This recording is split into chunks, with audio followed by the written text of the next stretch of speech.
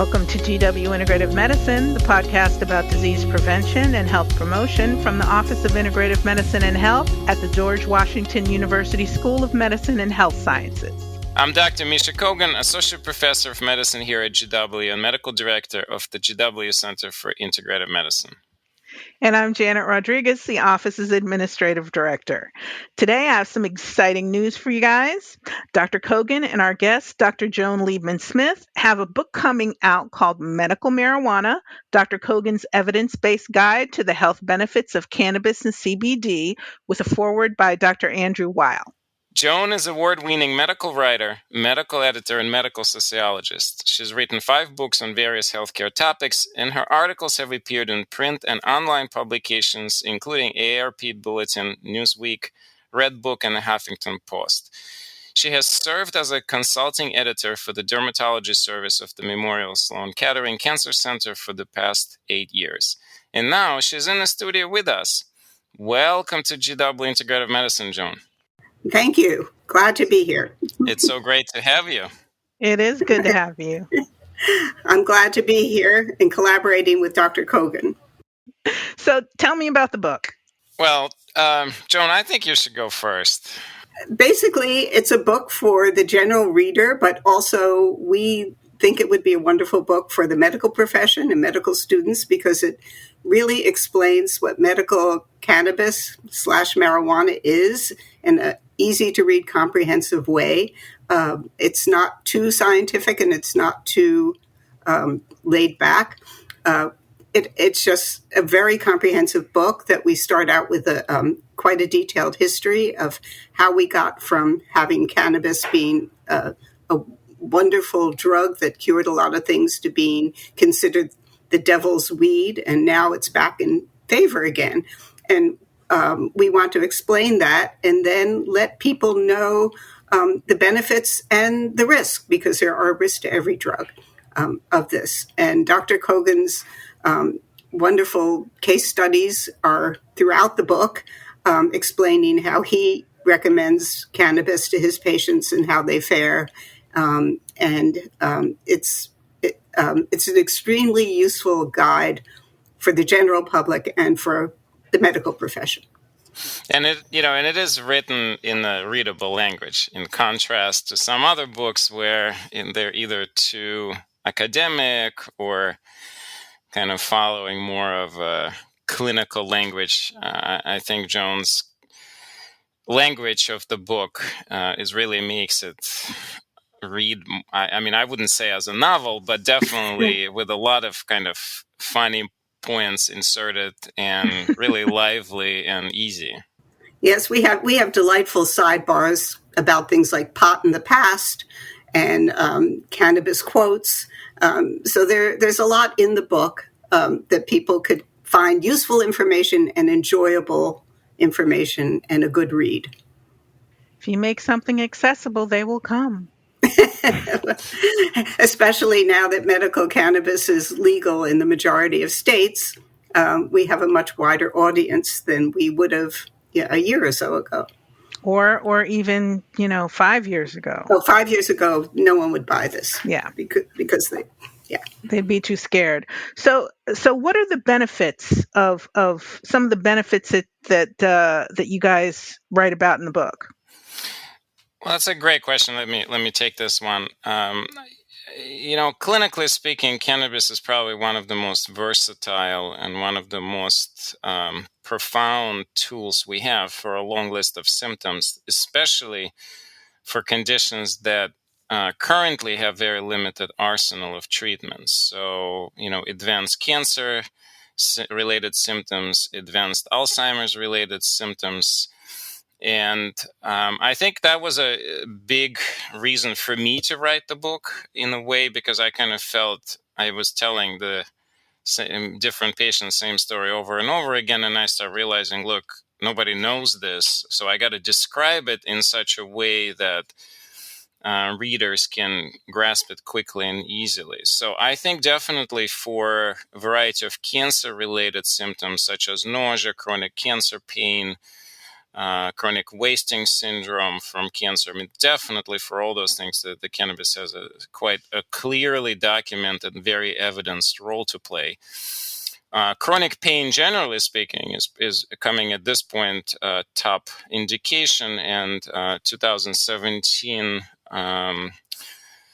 comprehensive report by National Academies of Sciences put that up kind of in the forefront of evidence, saying that there's conclusive and significant evidence of efficacy for all kinds of pains that are chronic for adult population. And so I think probably majority of recommendations that I make are for different types of chronic pain, but there are also very high efficacy for chronic insomnia, for anxiety, in certain cases of depression, for neuropsychiatric symptoms associated with Alzheimer's disease. Basically, I mean more of a kind of agitation and sundowning and disrupted circadian rhythm, those kind of issues. And we're just touching. I mean, actually, the whole list is probably so long that you got to read the book. Because absolutely, in reality, you can take any organ system, and I will tell you, there's probably an application there of cannabis. So like for skin, all kinds of eczemas, rashes, herpes infections. Actually, partially big reason at some point I said, okay, well, this is just too profound. I got to do something about it. When I cured my own lifelong herpes infection on my lips, that's at that point I said, okay, this is so powerful that I kind of have to bring it up to the larger world. Because you're right, there's so much that people don't know. I mean, we've done podcast episodes on medical marijuana and CBD before, and I always learn something new when I get you in the studio to talk about it. Well, I think Misha is definitely a Renaissance man, a Renaissance medical man, because he gives advice on everything from acne to Alzheimer's. And I think that's why this book will have such wide appeal, because it's not just for people in dire situations, although people with chronic debilitating conditions could get a lot out of it, but people suffering from skin conditions will find out things they never knew. So, Misha, what are some of the difficulties? Well, I mean, we of course quite well aware that federally speaking, the cannabis is still prohibited substance. By the way, just a quick diversion. Notice that Joan uses word marijuana, I use word cannabis, and we can tell you a whole hour-long story how we kept arguing through the book, and I don't say we were gotten into the fist fights, but it wasn't that far off of that. Yeah, it's because we work at a distance. Otherwise, but no, actual blood was shed in the making of this book. But we still argue over the issue that I wanted marijuana in the title and Misha didn't. So he's still angry at me for that. I conceded, yeah. but that's okay. Anyway, so where were we? Oh, yeah. So the problems. Well, the problems is, it's still Schedule I controlled substance. And because of that, I think there's still a lot of doctors who are quite uncomfortable with the topic. They feel like, how can they recommend it if the government prohibits it? There's still a lot of misconception. There's just this sort of idea that, oh my God, it's a highly addictive drug that kills people. Although, frankly, I'd say in the past maybe 3 to 5 years, that misconception is rapidly going away. I think it's partially based on evidence. It's partially based on a simple fact that, well, guess what? There hasn't been a single death from cannabis in the entire human history. And so, I think it's slowly catching up. And people also realizing that responsible use of any substances just comes with the territory. Why we all know what can alcohol do if you don't take it responsibly. So how is that different? That's definitely one problem. The other, and that also heavily restricts research. So we unfortunately just entering the explosion of clinical research, which is needed to start understanding intricacies. Because, okay, well, it works for pain, but in what form? How should it be started? which patients should be aware and cautious about which interactions are you expecting with other pain pills, etc. There's so many unanswered questions that only research can clarify. And if you have a controlled Schedule 1 scheduled drug or cannabis in this situation, then the research is a lot harder. And the researchers have to get DA Schedule 1 license for research. It has to be locked. It's we brought Donald Abrams, was one of our first podcast presenters, right, Janet? This has been a long time ago. Yeah. And he spoke a lot about it. I mean, it's a mess when you're trying to do research with that level of scrutiny. So hopefully this will change. Of course, another problem, we're talking about massive self-regulating industry at the moment in terms of CBD and hemp. So there's, of course, kind of, carriage ahead of the horse there for sure in terms of claims, and a lot of claims are kind of very vague, imprecise. The federal government is really trying to play catch up, people. Yeah, and like some of it, it's so funny. Like I think we're going to be able to touch up on, say, Delta 8 THC or some of this other new cannabinoids coming up. They don't even know like how to classify them. They're sitting up there in terms of the FDA, and they really don't know how to frame it. So there's going to be the industry is way ahead of the game, so to speak. So there's going to be a lot of money gouging and a lot of, shenanigans, very poor practices. But I think eventually the field will mature. There's already good signs of that. Definitely the medical cannabis field is maturing rapidly with good players and good industry partners trying to actually do the good science. And, we trying to be ahead of the ball curve, so to speak. We are partnering at our university, GW, with company to conduct clinical trial and then some educational research. So, I think it's just a matter of kind of wave of evidence and wave of research shaping this field up going forward. But for now, Joan and I had a lot of fun writing this book. we definitely did. We keep coming back to this because that's actually very true. I mean, it's really. What do you call me? Your other mother? Yeah, I called Joan my New York mom. Yeah, because I mean, it's funny because he's a young gerontologist and I'm an old sociologist, and we think we make a great couple. We make a great partnership for this book. I never had a son, so I'm really happy to have Misha. I wanted to say another challenge that we bring out very well, I think, in the book is that the consumer doesn't know how to buy products. They depend on bud tenders. These are the people in dispensaries. So we have the last chapter is how to deal with them, how to read labels. And that's one of Misha's favorite topics because he's involved in developing standardized labels that he could talk more about. But we have pictures of labels and how to read them.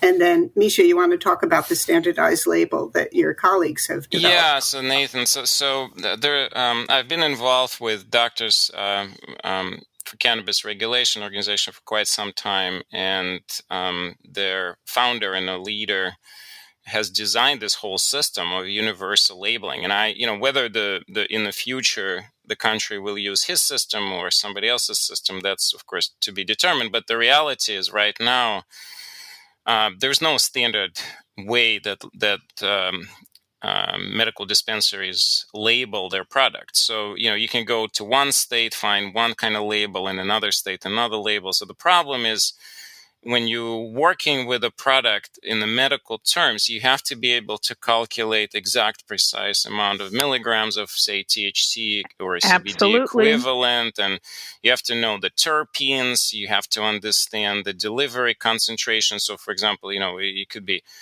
5 milligrams in a drop, or it could be a milligram in a drop, and that's a huge difference. So you have to be able to do all this math and advise patients accordingly. So if your label just says, well, 80% THC, here's a bottle of 30 milliliters.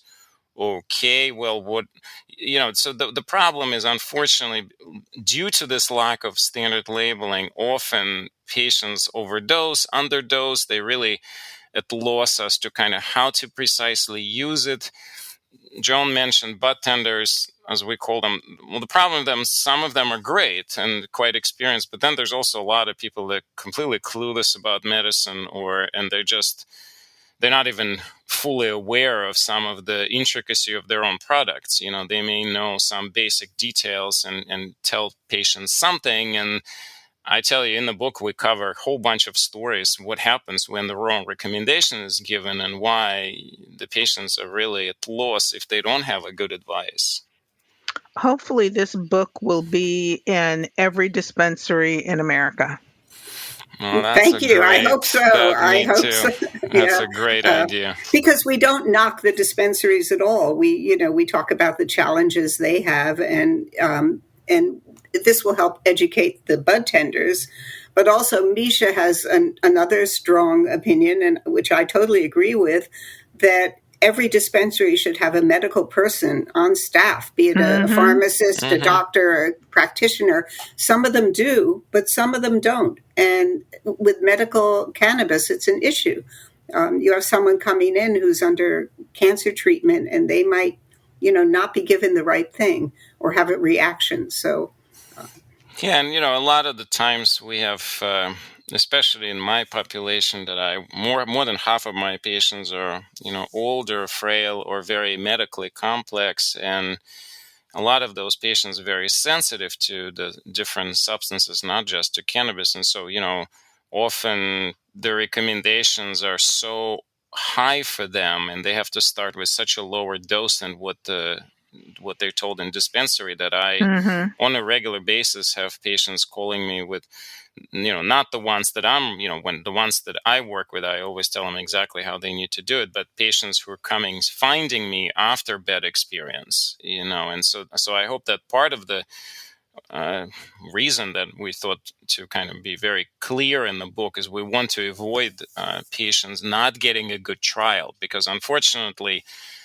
once the patient has a bad experience, the sort of the evidence shows that it's very unlikely they're going to try again. And that often is sad, because in reality, it could have been really helpful for them if they would have started low and gradually increased the dose and started with the right type of product to find out, right route. What works for you.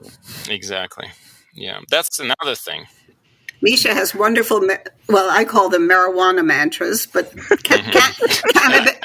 cannabis mantras, it doesn't have the same alliteration. So Misha's marijuana mantras, they're very good, and they are throughout the book. It's just mine. I think it's everybody's. It doesn't matter. You could take credit for it. Right. It's your book. It's our book. Yeah, it's a start low, go slow, and deliver where it needs to go. So always start with a very low dose, make sure that decreases chances of overdose. Go slow, so increase dose very gradually. Don't just go from, say, 1 milligram to 10 milligrams. Go up from 1 to 2 or even less, and then from 2 to 3, etc. And gradually taper it up until you get efficacy. And then actually deliver where it needs to go. That's often not the one that advocated. So I'm a big fan putting cannabis close to the target tissue. So if you have, let's say, a skin problem, well, why would you swallow it? If you can put it right on the problem topical area. Exactly, put it topically. If you have rectal pain or back pain, well, guess what? The suppositories may actually be, not maybe, it's most likely going to be my first choice of delivery route, because it delivers it right close to the area, and thus probably decreasing the total amount of cannabinoids. And for me, I always pay attention to cost. I'm not sure about other providers, but for me, this is unfortunately never covered by insurance at the moment, although we can talk a little bit about some of the current, like New Jersey, for example, is trying to push for medical cannabis insurance coverage. We'll see how that goes. But currently, patients have to pay out of pocket for both medical cannabis card and then for the product. So trying to get the cost as low as possible is actually pretty important, because unfortunately,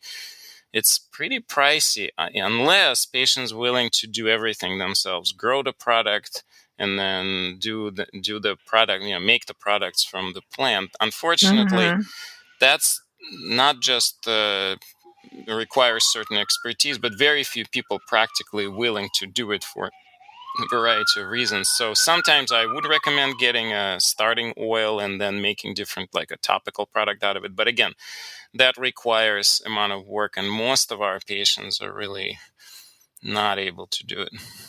But on a positive note about dispensaries, a lot of them are aware of this, and they're offering discounts to seniors, cancer patients, people who really have, certain problems and are having difficulty. So, there is some awareness on the part of the industry, I think.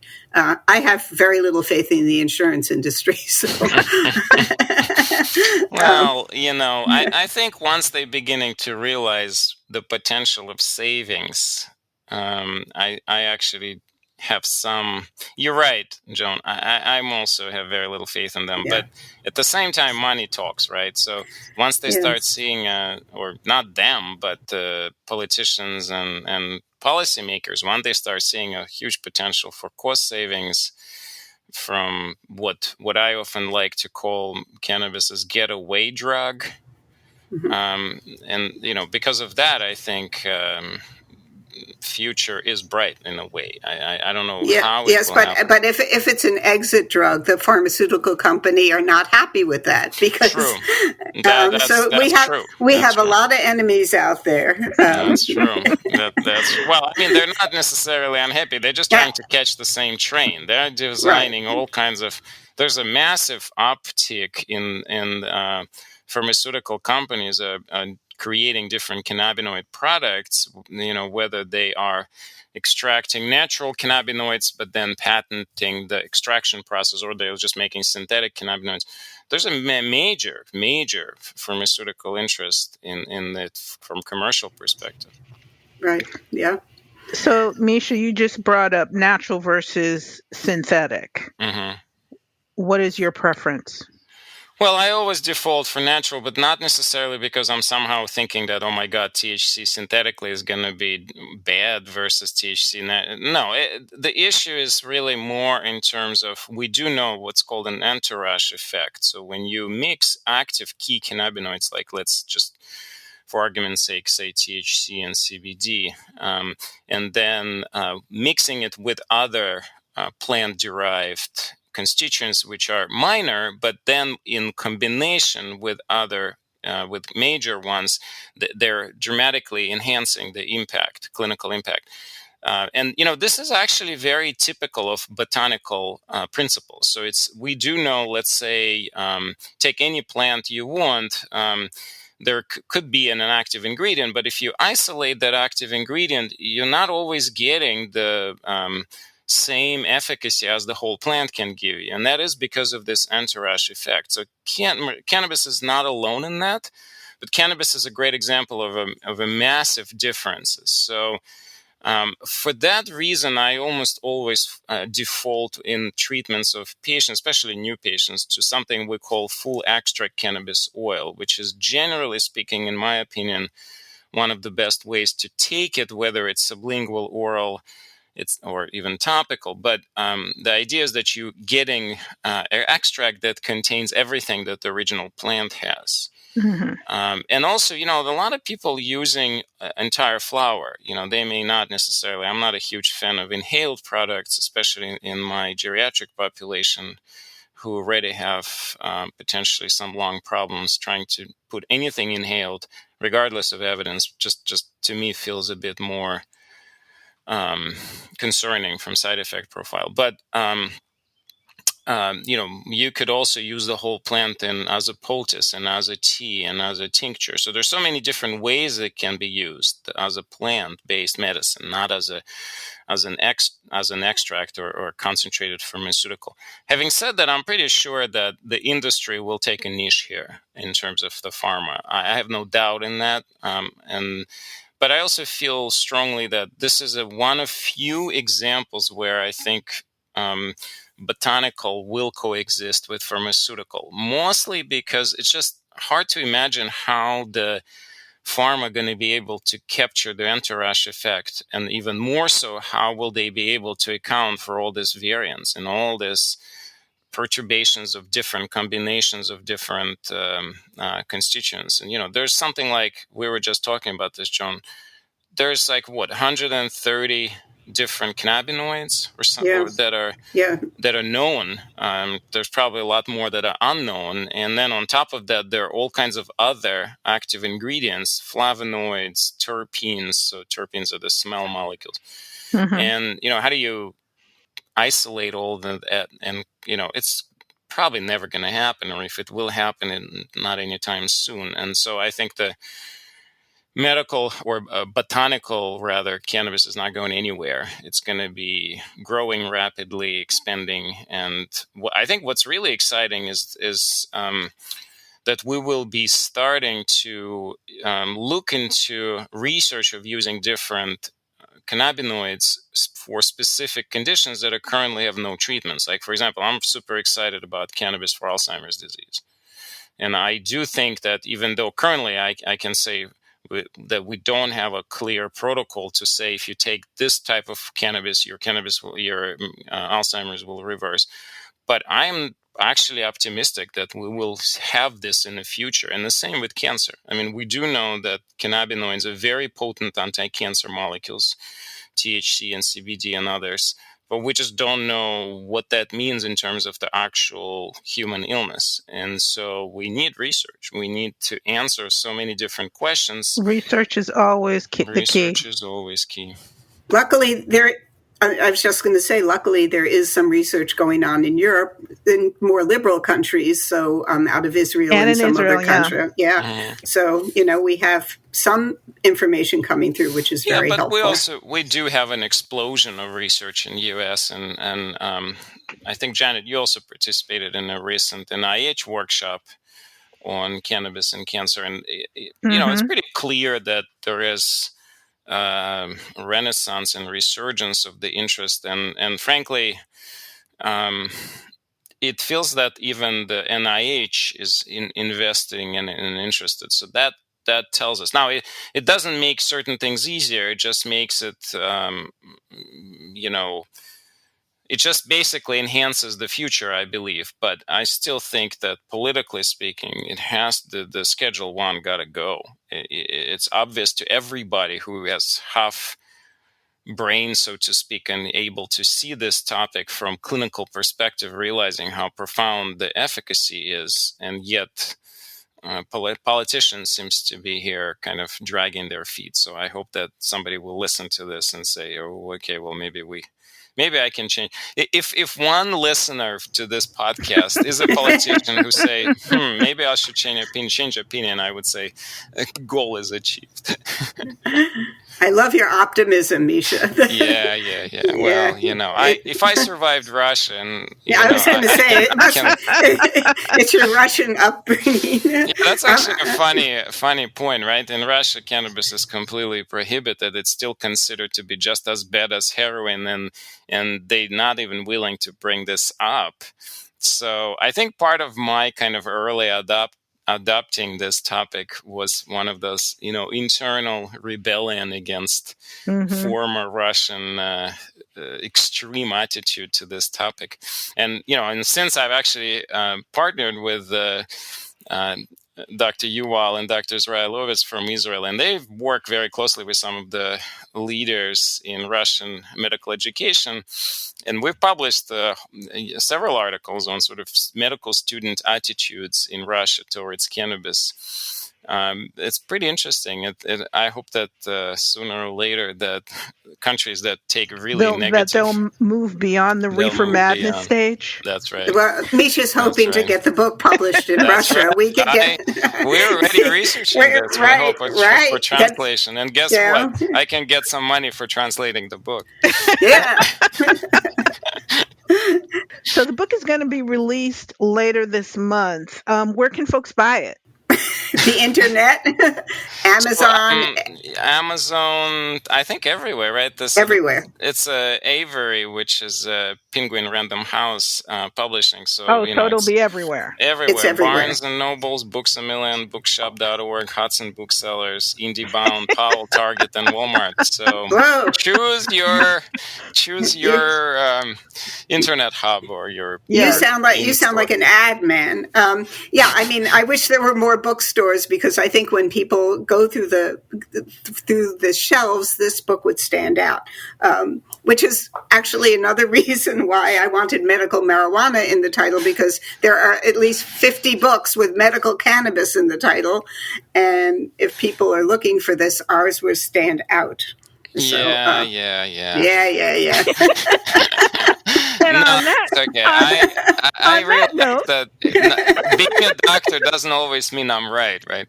That's right. Okay, well, that's all the time we have today. And thank you both for being in the room and talking about this fascinating topic. And thank you. This was very enjoyable, and it's always great to talk to Misha again, and someday we'll be together in person. Yep. We're getting closer to that. And I hope that we will not stop working together. We have some ideas for the future, so. Oh, Absolutely. yeah, I can see more books coming out of the both of you. Mm. Absolutely. He's a great co-author or senior author. Well, I would put a plug that this book would never would happen without Joan, just because, I'm a terrible writer, and I think the fact that not only you were able to kind of capture my attempt at entertaining the public and delivering the knowledge, but also I think you captured really well my philosophy of how I think about this topic and how I always want to think integratively and holistically, and how the cannabis marijuana fits into this. So thank you. Well, thank you, everybody. Well, this is the GW Integrative Medicine podcast from the GW Office of Integrative Medicine and Health. I'm Dr. Mikhail Kogan. And I'm Janet Rodriguez. Thanks for listening.